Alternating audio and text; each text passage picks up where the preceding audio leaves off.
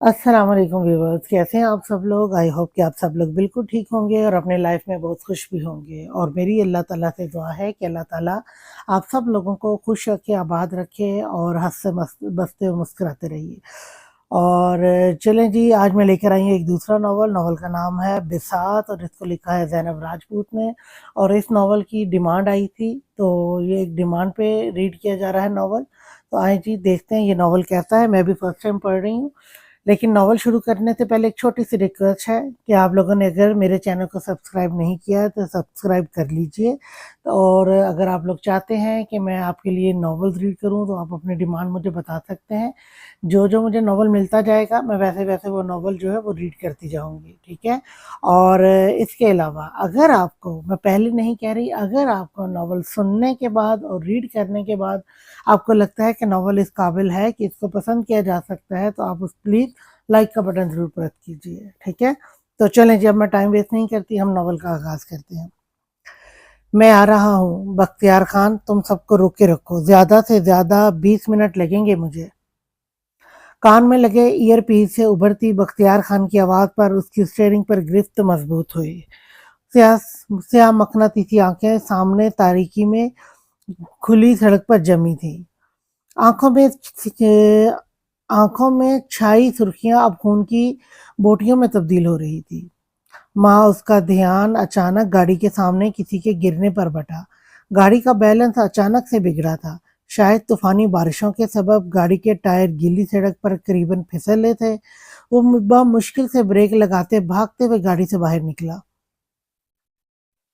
छोटी सी एक और रिक्वेस्ट है आप लोगों से, अगर पढ़ने में थोड़ी सी मिस्टेक हो जाए या मैं रुक जाऊं, क्योंकि अब नया नावल है, ज़बान पर चढ़ते हुए थोड़ा टाइम लगता है नए नावल को।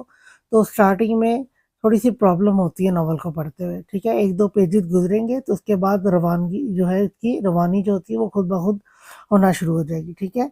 तो प्लीज़ थोड़ी सी अगर मैं अटक जाऊं या मिस्टेक्स हो जाए तो उसके लिए दरगुजर कीजिएगा। क्या बकवास है ये? मरने के लिए तुम्हें मेरी ही गाड़ी मिली थी? वो गुस्से से घुराते हुए सड़क पर गिरे बड़ी सी चादर में लिपटे शख्स पर बुरी तरह से चीखते उसे अचानक शाने से जकड़ते अपने मुकाबिल कर गया। ऐसे करने पर सामने मौजूद वजूद के सर पर लिपटी चादर एक लम्हे में जमीन बोस हुई थी। तो सरकार, मुझे मत करें। अपने चेहरे को हाथों में छुपाते हुए लड़की इल्तिजा करती बिलख पड़ी थी। ज़रक खानज़ादा का फ़िज़ा में मुक्के की सूरत में उठा हाथ फ़िज़ा में ही साकित होकर रह गया। उसे हरगिज़ अंदाज़ा नहीं था कि सामने खड़ा वजूद एक लड़की होगी। बरसती बारिश में उसके खून से लथपथ शाने में अचानक से दर्द की ठीसें सी उठीं। ये क्या घटिया हरकत है लड़की, हटो मेरे रास्ते से। अगर मरने का इतना ही शौक है तो जाओ, ये पहाड़ी जहाँ की सबसे खतरनाक पहाड़ी है, जाओ इससे कूद जाओ। दांत पीसते हुए वो बेहद बर्मी से गोया हुआ। एक जवान लड़की का रात के इस पहर ऐसी हालत में होना जर्क खानजादा के फिशार खून को खुला गया था। वो औरत की इज्जत को काफी नाजुक समझता था और इसी वजह से वो लड़कियों के घर से अकेला निकलने के सख्त खिलाफ भी था। तो सरकार, मुझे मरना नहीं है, बस मुझे बचा ले। एक बार भीगी मनमोहनी सी आवाज पर ज़रक ने घूम कर इस लड़की का बगौर जायजा लिया था, जो अब तक अपना वजूद इसी शाल से ढांप चुकी थी।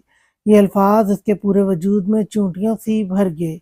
वो पहलू बदलती अपनी सुर्ख खून आलूद आंखें शिद्दत से मीच गया। ए छोकरी, बदबख्त बेहया लड़की, पकड़ो साली को, हमसे भाग रही थी तू? भूल गई वनी में आई एक अपाहिज लड़की है तू, जिसके पास एक शक्ल के और कुछ भी नहीं है खास। चल पकड़ इसे लड़के, सरकार कमरे में इसका इंतजार कर रहे हैं। सामने खड़े एक 30-35 साल मोटे भद्दे से आदमी की आवाज पर जर्क ने उसे स्पॉट नजरों से घूरते उस लड़की की सहमी आंखों में देखा। सुरमई झील सी आंखों में खौफ था, अपनी इज्जत के छिन जाने का खौफ। वो बिना कुछ सोचे भागकर जर खानदादा के पीछे छुपी थी। उसकी हरकत पर जहां वो खुद स्टिल हुआ था, वही सामने खड़े झुंड ने एक दूसरे को हैरानगी से देखा। क्या तू आशिक है इसका? देख, अगर है भी तो चला जा। इस लड़की का बाप इसे खुद खून बहा में बेचकर गया है। अब ये हमारे सरकार की है और आज इसकी सरकार के साथ खास रात है। इसलिए मगजमारी मत कर और रास्ता छोड़ दे। तहम्मुल से ये अल्फाज कहते साथ ही आगे تجمل یہ الفاظ کہتے ساتھ ہی آگے بڑھا تھا۔ زرق نے گردن موڑتے اپنے پیچھے کی طرف دیکھا۔ اس کی شرٹ پر اس لڑکی کی گرفت سخت تر ہوتی جا رہی تھی۔ ہاتھ لگانے کی جرت بھی مت کرنا، دور رہو، یہ میری عورت ہے، خبردار جو اسے چھوا بھی تو۔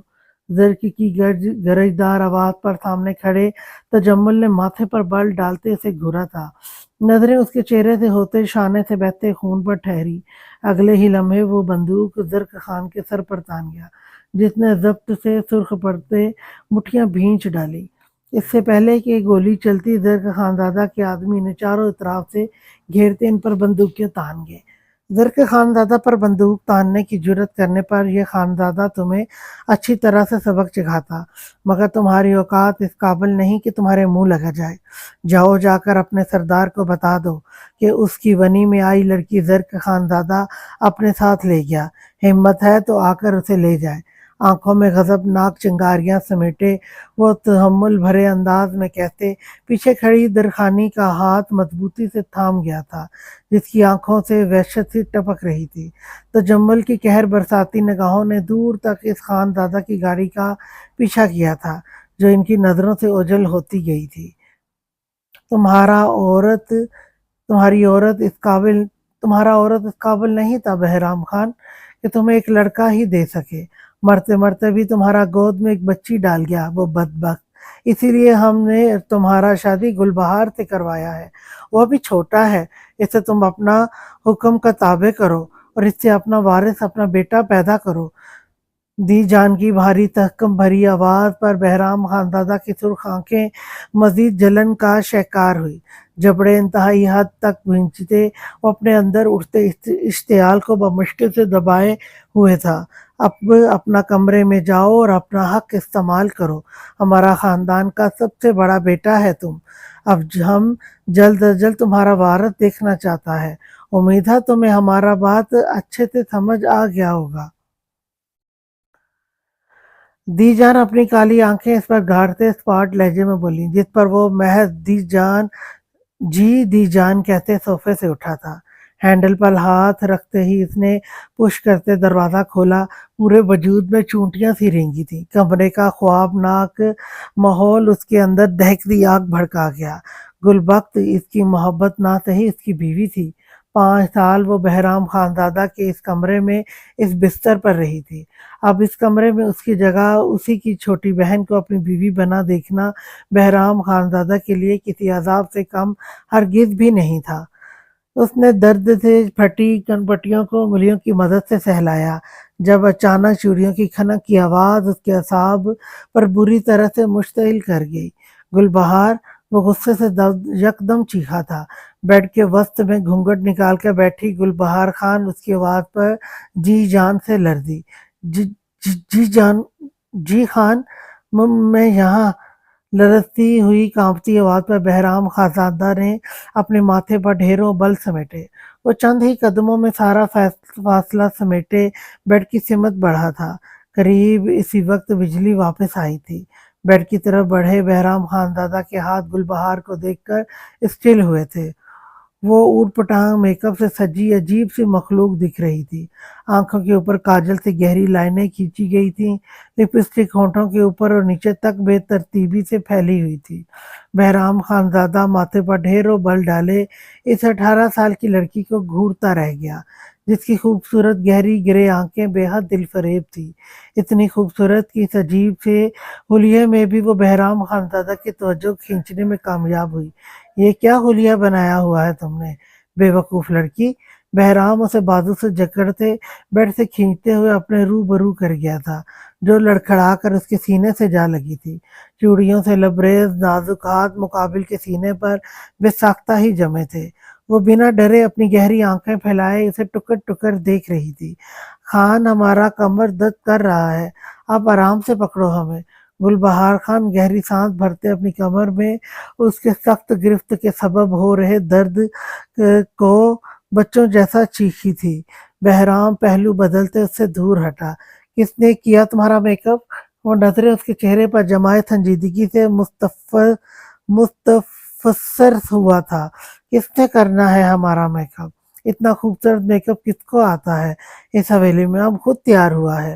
مورے نے کہا تھا آج ہمارا شادی ہے، خود ہی تیار ہو جاؤ، تو ہم خود تیار ہو گیا۔ دوپٹے کا کونا دانتوں تلے دبائے وہ شرمیلی مسکراہٹ سے بولی۔ بہرام جھنجھلا کر سرنفی میں جھٹک گیا۔ اس کی سوبر سی طبیعت پر گلبہار خاصی ناگوار گزری تھی۔ جاؤ جا کر منہ دھو کر آؤ، وہ ماتھا مسلتے سنجیدگی سے گویا ہوا۔ اس کا موڈ ہر درجہ خراب ہوتا جا رہا تھا۔ یہ لڑکی اس کا کافی وقت ضائع کر چکی تھی، جبکہ وہ اسے اپنے اور اس کے مابین رشتے کی حدود جلد از جلد باور کروانا چاہتا تھا۔ ایسا کیسے ہم منہ دھوئیں؟ دی جان نے ہمیں سختی سے بولا ہے آج ہم منہ نہیں دھوئے گا، بستر پر آپ کے پاس رہے گا۔ اب چلو ہم بستر پر چلتا ہے۔ بہرام خانزادہ کے تنے چہرے کو بنا دیکھے وہ اسے پورے حق سے بازو سے جکڑ چکی تھی۔ Shut up you made girl! وہ اپنا بازو اس کی گرفت سے چھڑاتے اگلے ہی لمحے پوری قوت سے دھاڑا تھا۔ گلبہار اس کی دھاڑ پر لرز کر اس سے دور ہٹی۔ موٹی موٹی آنکھوں میں خوف سا تیرا تھا۔ خبردار جو اب مجھے ٹچ بھی کیا، جاؤ اور جا کر سو جاؤ۔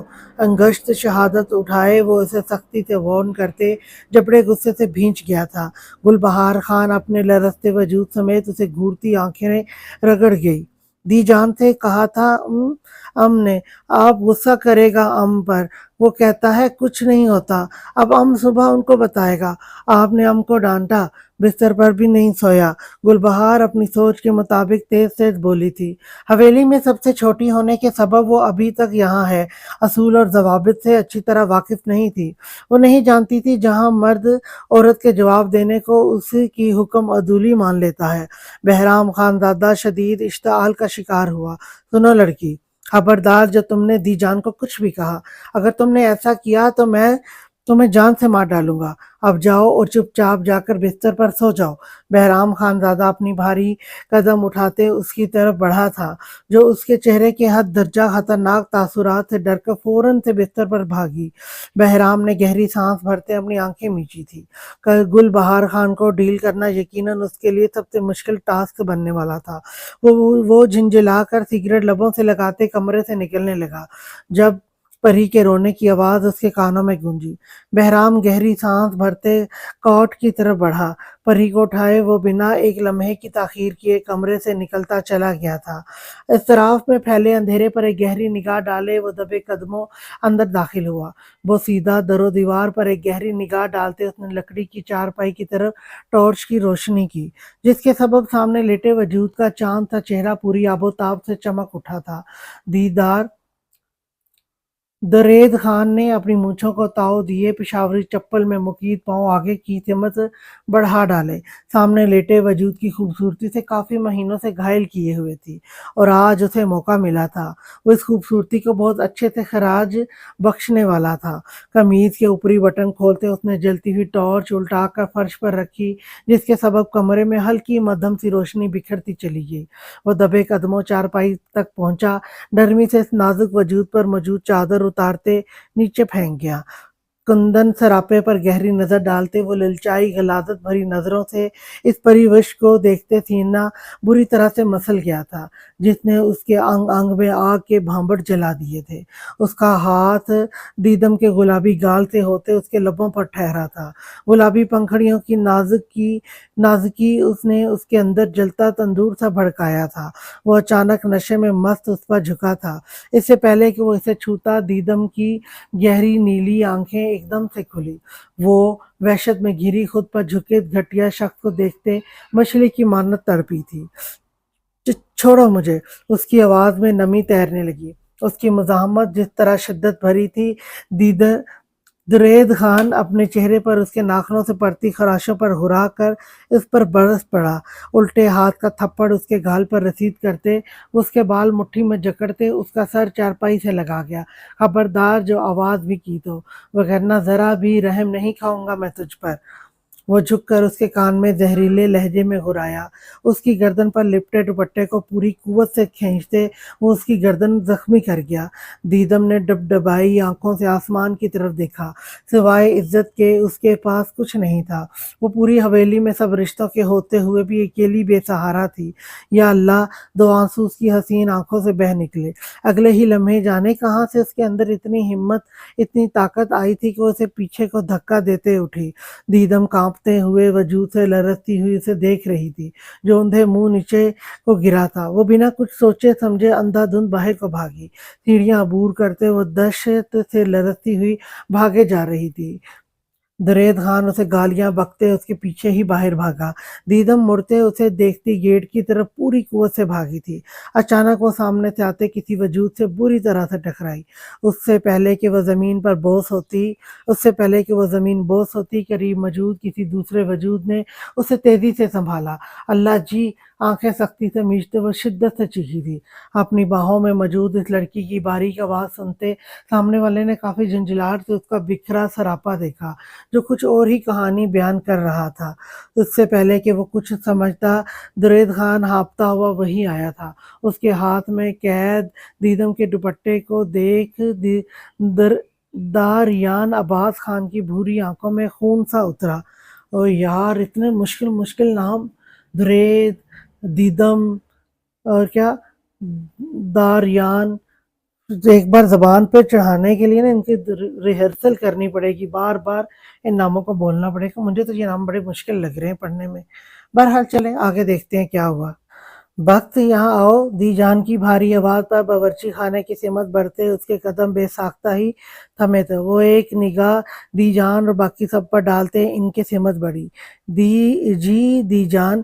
سر جھکائے وہ اپنی سرخ ڈوروں سے لبریز آنکھیں جھکا کر مستفسر ہوئی تھی۔ کون مر گیا ہے تمہارا جو یوں سوگ منا رہی ہو؟ دونوں ہاتھوں کی مٹھیاں بھینجے وہ سرد لہجے میں بولی۔ دسترخوان پر ماحول اچانک سے تناؤ اختیار کر گیا۔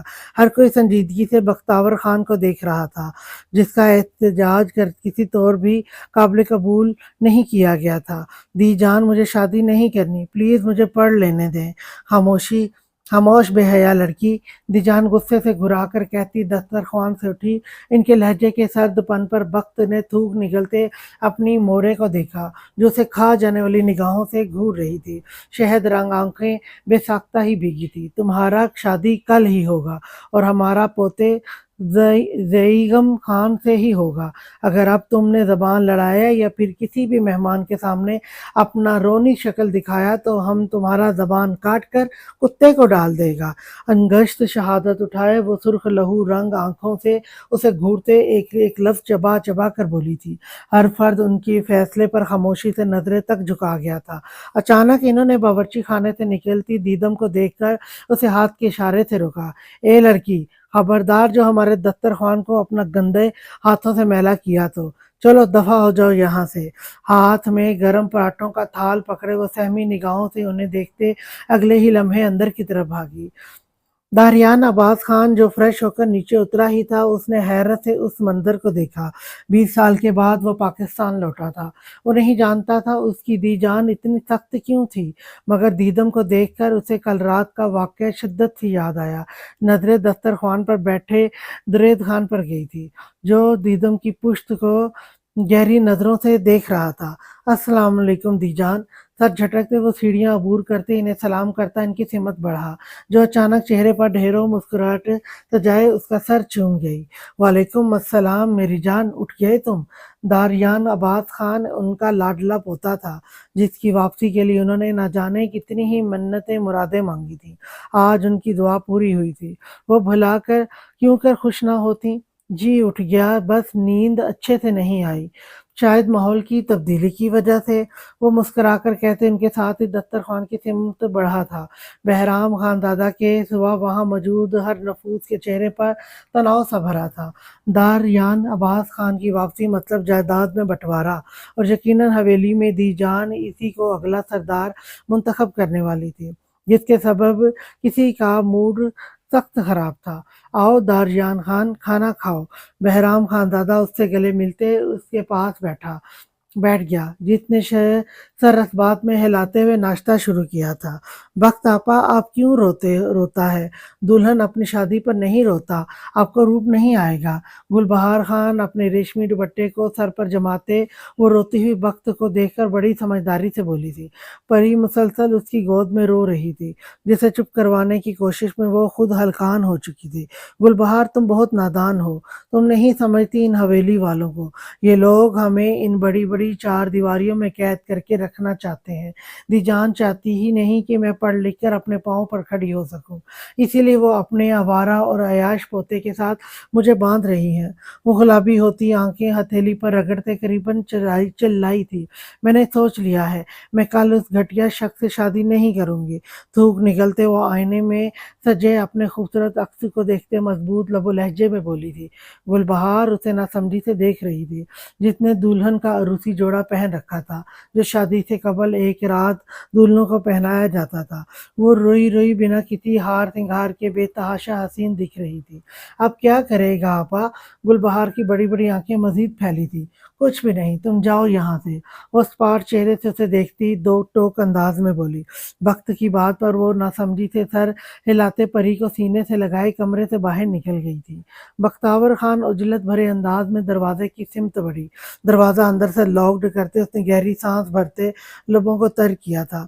खिड़की की समझ बढ़ते उसने छोटा सा मोबाइल फ़ोन आस्तीन से निकालते कान से लगाया। "मैं तैयार हूँ निकाह के लिए। आज रात हवेली के बैरूनी गेट पर पहुँचो।"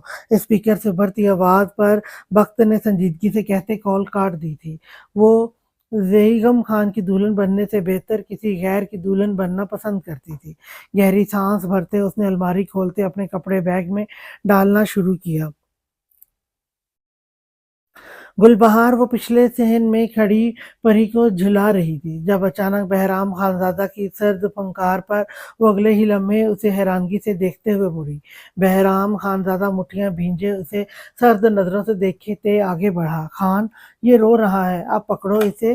वो झुंझलाकर सुर्ख चेहरे से उसे देखते परी को उसकी जानिब बढ़ा गई थी, जिसने एक काटदार निगाह आगे पीछे काम करते मुलाज़मीन पर डाली।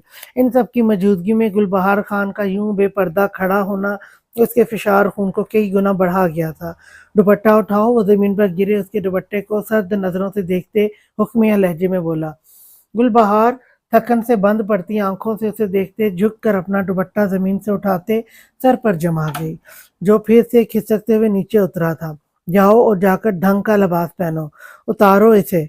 वो उसके शोला जवाला रूप को काटदार नजरों से घूरते तहकुम भरे अंदाज में बोला। "हम क्यों उतारेगा इस लिबास को? हमारा इतना खूबसूरत लिबास है, हसीन लग रहा है, इसलिए आपको जलन हो रहा है।"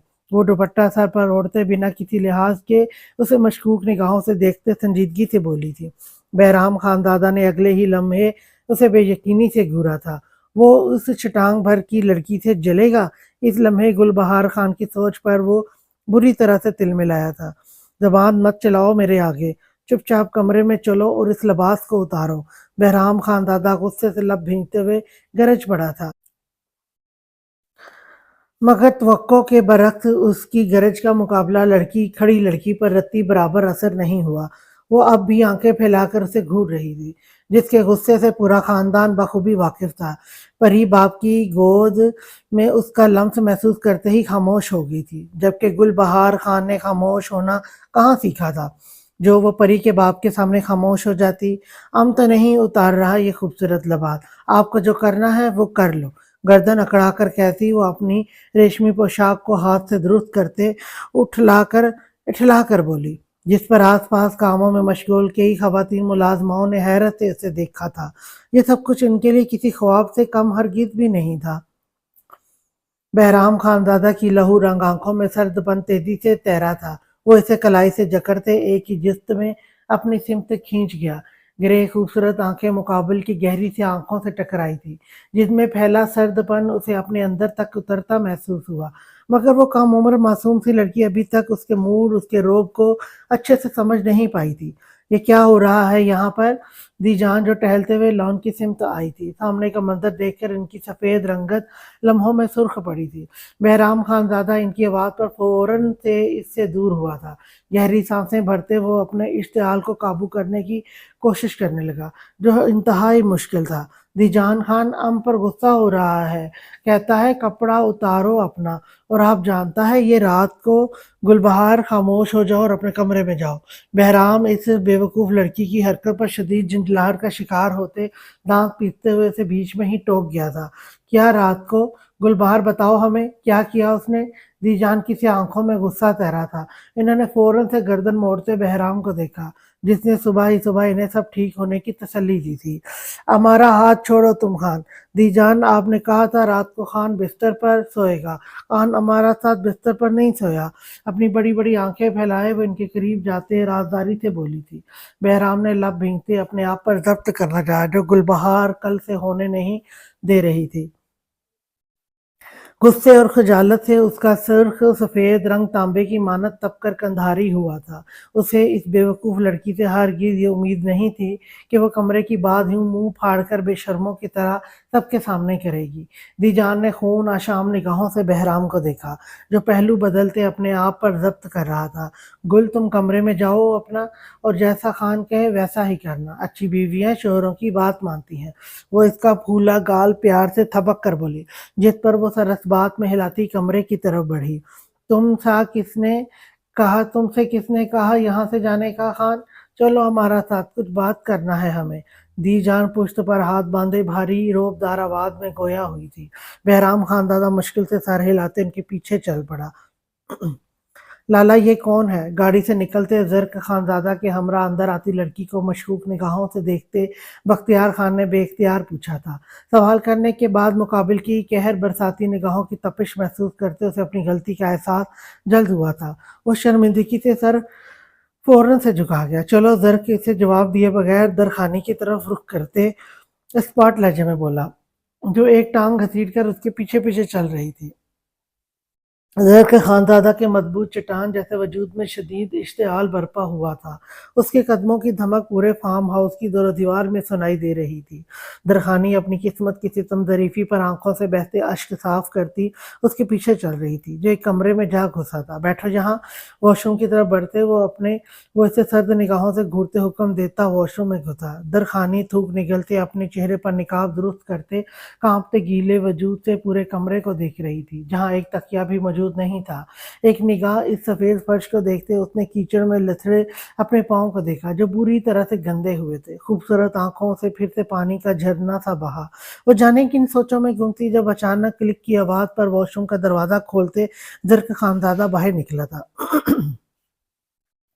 ایک پلک اس کی طرف اٹھی، درخانی کی نظریں دوسرے ہی لمحے جھکی تھیں۔ وہ شرٹ لیس اپنے شانے کی ڈریسنگ کر کے لوٹا تھا۔ ایک چٹتی نگاہ درخانی پر ڈالتے اس نے بیگ نکالتے دوا نکالی اور 2 پین کلر ایک ساتھ پھانکی۔ صبح سے شام تک وہ مختلف جگہوں کے دورے کر کے تھکن سے چور ہو چکا تھا۔ ایک جگہ ہاتھا پائی پر اس کے شانے پر گولی لگی تھی۔ کون جانتا تھا کہ ایک چھوٹے سرکاری ہسپتال میں کام کرنے والا وہ ڈاکٹر یورپ کی سب سے بڑی یونیورسٹی کا ٹاپر رہا تھا، جو اپنے علاقے میں ایک سرکاری ہسپتال میں بنا معاوضے کے اپنی خدمات سر انجام دے رہا تھا۔ درد سے پھٹتے سر کو اس نے انگلیوں کے پوروں سے سہلایا تھا۔ اچانک اس کے ذہن میں کچھ کلک ہوا اور وہ یکدم سے بڑھا۔ اپنی چادر ریموو کرو۔ کمر پر ہاتھ ٹکائے وہ ساحرانہ نقوش کا حامل شخص اپنی گمبھیر آواز میں بولتا مقابل بیٹھی لڑکی کی جان نکال گیا تھا۔ درخانی نے اسے جن نظروں سے دیکھا تھا، زرق کا دل چاہا کہ اس کے منہ پر 3-4 تھپڑ جڑ دے۔ اور گاڈ سے یہ گیلی ہے، تم بیمار پڑ جاؤ گی، وہ دانت پیستے ہوئے بولا۔ اس لڑکی کا گریز اسے سخت چبھا تھا۔ آپ ہمیں کچھ اور دے دیں، ہچکیوں کے بیچ وہ بمشکل سے بولی تھی۔ زرق نے اسے شکی نگاہوں سے گھورا تھا، جو اس کی جان کا عذاب بنتی جا رہی تھی۔ گہری سانس بھرتے اس نے متلاشی نگاہوں سے آگے پیچھے دیکھا۔ یہ لو۔ بیڈ پر پڑی اپنی شال اٹھاتے وہ درخانی کی طرف بڑھ گیا، جس نے آنکھیں رگڑتے اسے فوراً سے تھام لیا۔ زرق خانزادہ وہی کھڑا اسے گھورنے لگا، جو ڈر سے کچھ کہہ بھی نہیں پائی تھی۔ کچھ دیر شرم و حیا سے سرخ پڑتے، بالآخر وہ شال اپنے سر پر اوڑھتے، ہاتھ پیچھے کی جانب بڑھاتے اپنی پہلے سے اوڑھی شال اتار گئی۔ ایسا کرنے پر اس کے چہرے پر موجود دوپٹہ ہٹ گیا تھا۔ چادر ایک طرف اکٹھی کر کے رکھنے کے بعد وہ اس مردانہ شال کو مضبوطی سے جکڑے اپنے دوسرے شانے پر اوڑھتے اچانک کسی کی نظروں کی تپش پر چونکی تھی۔ سر اٹھائے اس نے سامنے دیکھا، یہاں زرق خاندادہ اسے اسٹل کھڑا یکٹک دیکھ رہا تھا۔ سرمئی آنکھوں میں گلابی پن تیر رہا تھا، چھوٹی سی ناک رونے کے سبب لال پڑ چکی تھی، کٹاؤ دار باریک ہونٹ، تھوڑی پر جگمگاتا سیاہ گہرا تل، بھرے بھرے گلابی گال، وہ حسن کی مورت تھی، یا پھر زرق خانزادہ کو ایسا گمان ہوا تھا۔ اپنی زندگی میں بے تحاشا حسن دیکھنے والا، کسی عورت پر غلط نگاہ نہ ڈالنے والا شخص آج کسی کی پہلی ہی نگاہ میں بری طرح سے لٹ گیا تھا۔ اس کی آنکھوں کی تپش پر درخانی کے ہاتھوں میں لرزاہٹ سی ہوئی تھی۔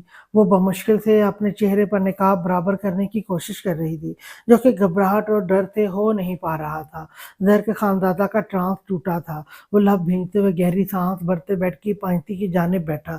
مجھے سب بتاؤ، وہ لوگ کون تھے اور تمہیں کہاں سے لائے؟ گلا کھنگارتے ہوئے اب کی بار اس نے نظریں فرش پر جمائے پوچھا تھا۔ اپنی اندرونی کیفیت وہ خود بھی سمجھ نہیں پا رہا تھا۔ آنکھیں بار بار اس چہرے کو دیکھنے کو تڑپ رہی تھی، مگر وہ بمشکل سے اپنے آپ پر ضبط کیے بیٹھا تھا۔ خوبصورت نقوش میں تناؤ درخانی نے صاف محسوس کیا تھا۔ نام کیا ہے تمہارا؟ زرق خانزادہ کی گمبھیر آواز پر درخانی کے لبوں کی کپکپاہٹ بھری۔ درخانی، وہ بولی تو زرق کو اندازہ ہوا وہ رو رہی ہے۔ عجیب سی کیفیت اس کے پورے وجود پر طاری ہوتی گئی تھی۔ وہ بالوں میں انگلیاں چلاتے رہ گیا۔ اپنے بارے میں سب بتاؤ مجھے، تاکہ میں تمہاری مدد کر سکوں۔ دونوں ہاتھ ایک دوسرے میں الجھائے وہ سنجیدگی سے استفسار کرنے لگا، جس پر درخانی نے اپنے نچلے ہونٹ کو شدت سے دانتوں تلے کچلا۔ میں دھیر پور گاؤں کے سردار کی چھوٹی بیٹی ہوں۔ بچپن میں ایک حادثے میں میری ٹانگ پر گہری چوٹ آئی تھی، جس کے بعد میں ٹھیک سے چل نہیں سکتی۔ میرے بابا نے میرے بھائی کے عوض مجھے کسی سردار کی ونی کر ڈالا تھا۔ بنا نکاح کے وہ سردار میرے ساتھ۔ احساس کمتری کے زیر اثر اس کی آواز گلے میں پھنس سی گئی تھی۔ دونوں ہاتھوں کی مٹھیاں شدت سے بھینچتے وہ اپنے آنسو روکنے کی ناکام سی کوشش کرنے لگی۔ تو اس لیے تم وہاں سے بھاگی؟ اب کی بار وہ اسے سر تا پیر بغور دیکھتے سنجیدگی سے بولا۔ درخانی نے سر اس بات میں لایا، جس پر زرق خانزادہ گہری سانس بھرتے رہ گیا۔ آج رات تم یہاں ریسٹ کرو، گھبرانے کی ضرورت نہیں، تم سیو ہو یہاں، وہ اپنی ازلی سپاٹ لہجے میں کہتے ہوئے اٹھا تھا۔ درخانی نے دروازہ بند ہونے پر شکر کا سانس بھرتے اپنی جلتی ہوئی آنکھیں موندی۔ پری بیٹا، اپنا آنکھیں بند کرو، تم کو سرما لگانا والا ہے، پھر تمہارا آنکھ بھی کے جیسے بڑا بڑا خوبصورت ہو جائے گا۔ سرما دانی کا ڈھکن ڈھیلا کر کے اس نے گھٹنے کے قریب رکھی تھی۔ ریشمی دوپٹہ بیڈ پر بے ترتیبی سے جھول رہا تھا، چوٹی سے نکلتی سنہری زلفیں اس کی گردن اور عارض کو چھو رہی تھی، جو خود سے لاپرواہ ایک ماں کا فرائضہ انجام دینے کی کوشش میں مگن تھی۔ بہرام خانزادہ دی جان کے ساتھ تھا اور وہ پری کو نہلا دھلا کر اس کے کپڑے تبدیل کر چکی تھی۔ اب وہ اس کے ننھے ہاتھ کو تھامتے اس کی آنکھوں میں سرما ڈالنے کی کوشش کرنے لگی۔ 2 ماہ کی وہ معصوم سی بچی اپنے ہاتھ پیر بری طرح سے مارتے رو دی تھی، جس پر گلبہار کا ماتھا غصے سے گرم پڑا۔ ایسا کیوں رو رہا ہے تم؟ ہم نے تو ابھی سرما لگایا بھی نہیں۔ اپنی خوبصورت آنکھوں سے اسے گھورتے وہ کافی غصے میں بولی تھی۔ ایک تو اسے نہلانے کے چکر میں اس کا خوبصورت سوٹ گیلا ہو گیا تھا، اوپر سے وہ رو رو کر اس کا دماغ مزید گرم کر رہی تھی۔ گلبہار اسے خفگی سے گھورتی اگلے ہی لمحے سرما دانی کی سلائی اس کی دائنی آنکھ میں ڈال گئی۔ ایسا کرنا ہی تھا کہ پری کی چیخوں نے پورا کمرہ سر پر اٹھا دیا۔ گلبہار بنا اس کے رونے کی پرواہ کیے اس کی دوسری آنکھ میں بھی سرما لگا گئی۔ جب اچانک دروازہ کھولتے بہرام خانزادہ ہانپتے ہوئے کمرے میں داخل ہوا تھا۔ گل کے ہاتھ میں پکڑا سرما دیکھ وہ جبڑے بھینچتے ہوئے آگے بڑھا، پری کو بیڈ سے اٹھاتے ہوئے اسے گلے سے لگا گیا تھا، جو چپ ہونے کا نام تک نہیں لے رہی تھی۔ کس سے پوچھ کر ہاتھ لگایا تم نے اسے؟ پری کے گیلے ٹھنڈے وجود کو محسوس کرتے ہی وہ بری طرح سے اس پر برسا۔ پری کو کندھے سے اتارتے اس نے گود میں لٹایا تھا، جس کے ہونٹ سردی کی شدت سے نیلے پڑ گئے تھے۔ اس کا چہرہ گرمی سے سرخ پڑ گیا تھا۔ اس لیے ہم نے اس کو نہلایا خان، گلبہار کان کھجاتے لاپرواہی سے بولی تھی۔ بہرام خانزادہ اسے خون آشام نظروں سے گھورتے اپنی شال پری کے وجود کے گرد اچھے سے لپیٹتے کمرے کا ہیٹر آن کر گیا۔ بد دماغ عورت، سوات کے سرد موسم میں اس मासूम सी बच्ची को गर्मी कहाँ से लगने लगी।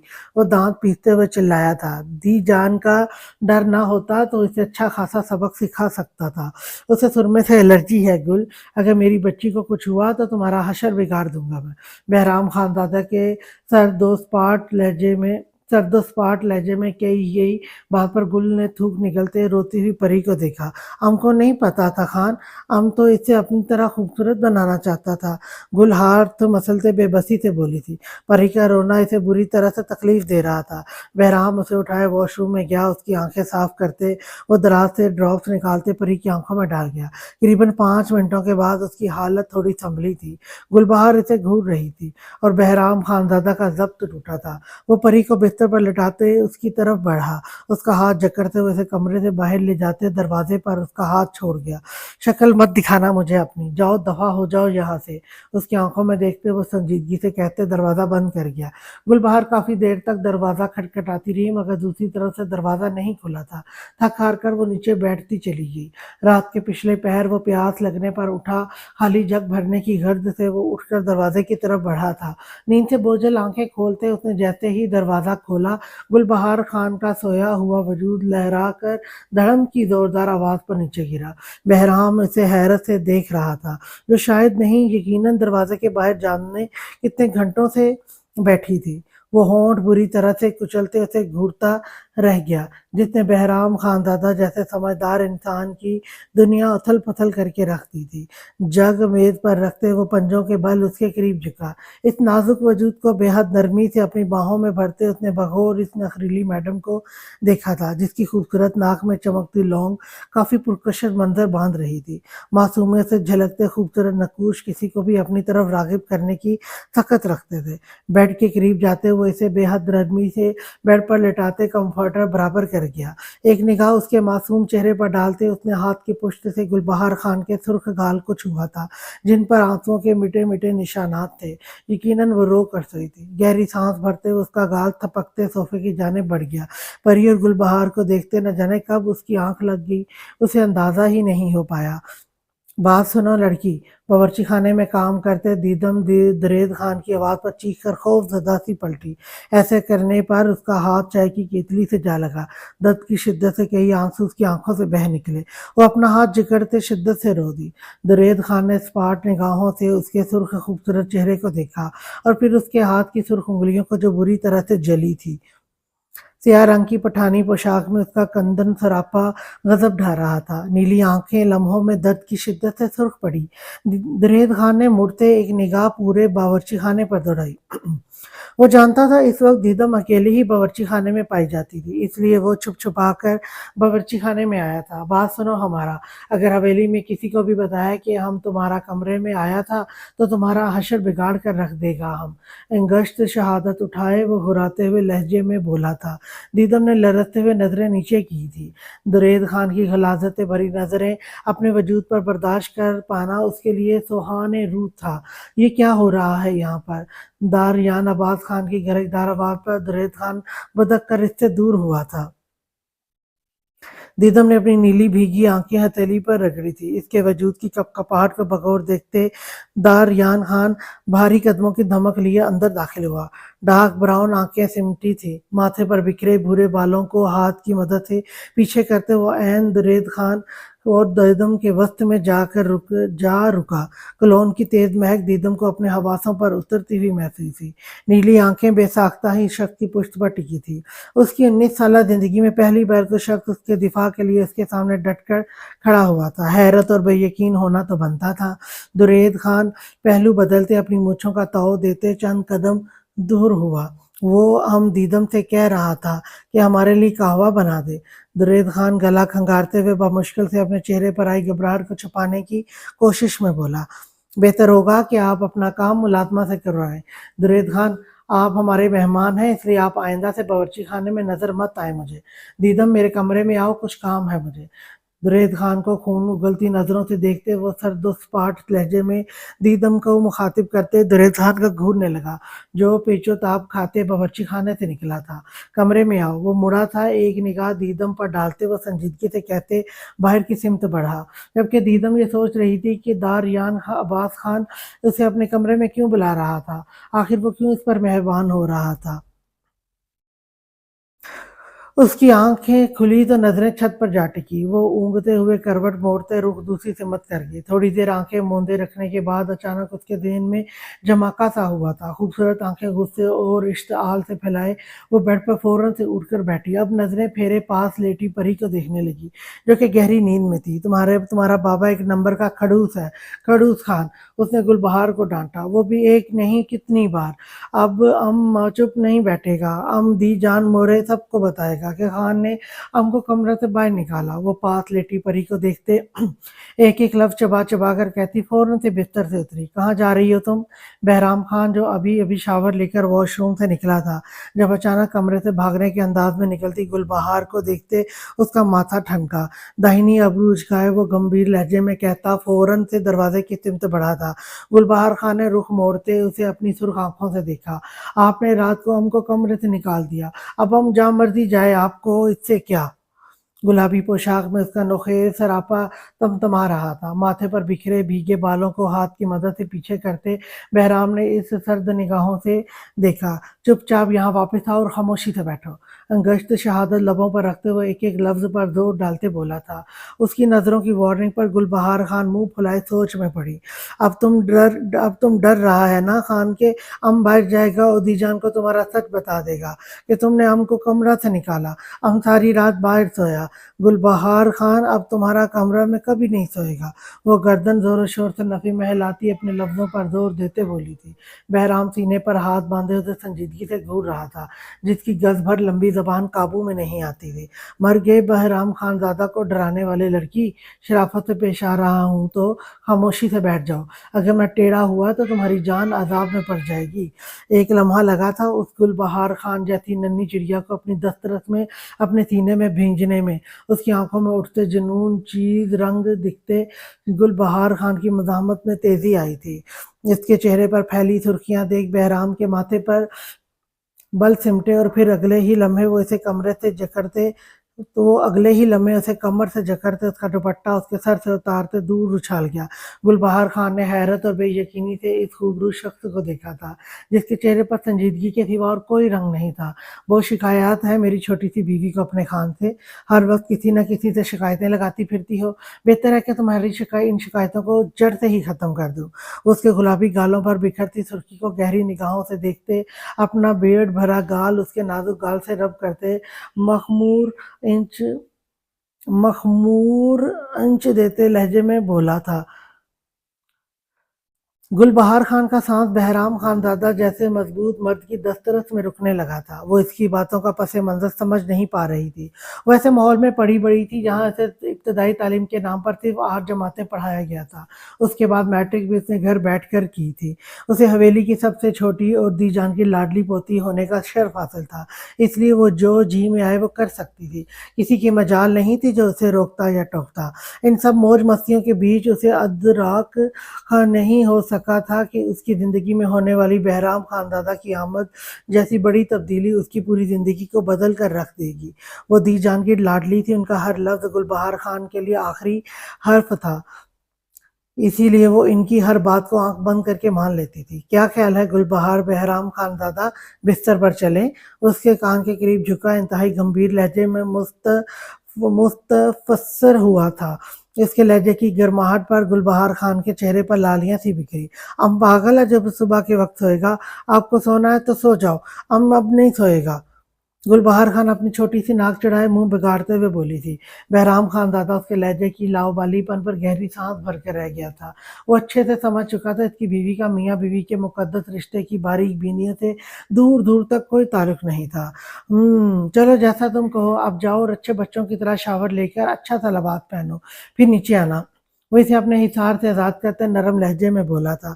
گلبہار خان پہلے پہل تو اسے مشکوک نگاہوں سے دیکھے گئی، جس کے چہرے پر غصے یا سرد پن کی ہی کہیں بھی نہیں تھا۔ ٹھیک ہے، ہم نہاتا ہے، وہ احسان کرنے والے انداز میں کہتی واپس الماری کی سمت بڑھی تھی۔ بہرام خان دادا اس کے مان جانے پر تشخر کی گہری سانس بھرتے پری کی طرف بڑھا تھا۔